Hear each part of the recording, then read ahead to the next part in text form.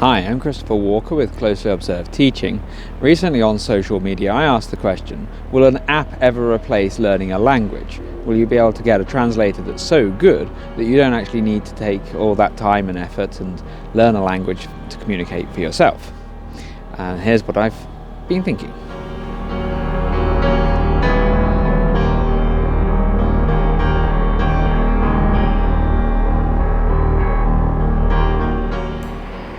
So the results from the social media question that I asked were kind of mixed. Some people on Instagram said there's no chance of it, it will never be the case. Some people on Facebook seemed a little bit less sure. So what are my own thoughts? Well, I think the technology is certainly there. One day in the future there will be an app that's so good at translating that you won't need to actually learn a language. I think this will probably come about with machine learning, this kind of AI idea. And think about how photos can be edited already. On the one hand, you might edit photos yourself in Lightroom or Photoshop, but on the other hand, you've already got some amazing kind of neural network or whatever it is, sort of technology that can learn how to edit photos from examples and will do a better job than any person possibly could. So I think that's our future for language learning, that we will find that teachers become replaced one day in some respects. However, there is a darker side to all of this, and that is, who can you trust?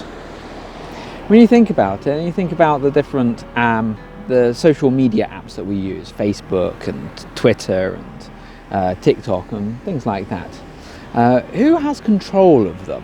Who's in charge of these things? Then you have to ask the same question of this future app that can translate what you say perfectly. Who's in charge? Who controls it?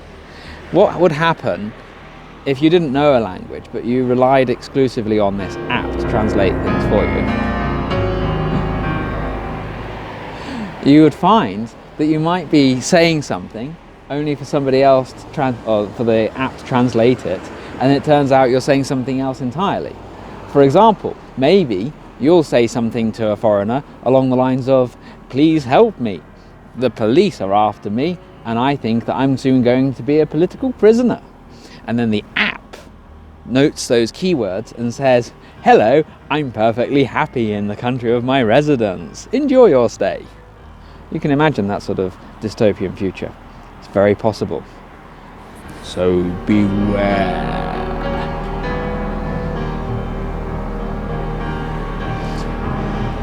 If you somehow enjoyed that video, please like and subscribe.